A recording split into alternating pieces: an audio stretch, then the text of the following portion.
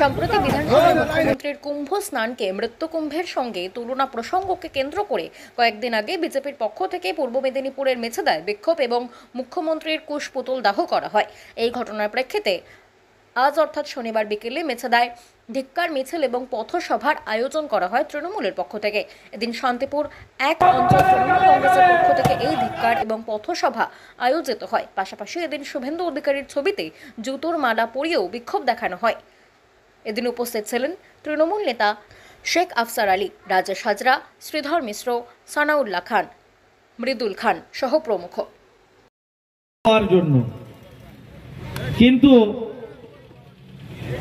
গতকালকে একজন সনাতন ধর্মের মানুষ কুম্ভেতে স্নান করতে গিয়েছিলেন, তিনি পূর্ণাঙ্গ ডুবডাবও দিতে পারেনি। তার কি পুণ্য অর্জন করবে আমার জানা নেই। আমাদের দলীয় গত পরশুদিন এখানে বিজেপির কয়েকটি লোক, যাদের গ্রহণযোগ্যতা নেই, যারা বুথে কোনোদিন স্থান পায়নি, তারা মেছেদায় এসে আমাদের মমতা বন্দ্যোপাধ্যায়ের সম্পর্কে কুরুচিকর মন্তব্য এবং কুশপুত্তলিকা দাহ করার প্রতিবাদে আমাদের শান্তিপুর ১ নম্বর অঞ্চল আমরা এই কর্মসূচি পালন করেছি।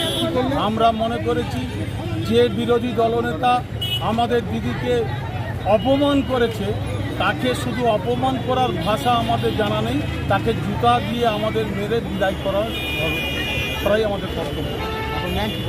আমার নাম শেখ আফসার আলী, আমি শান্তিপুর ১ নম্বর অঞ্চল তৃণমূল কংগ্রেসের সভাপতি।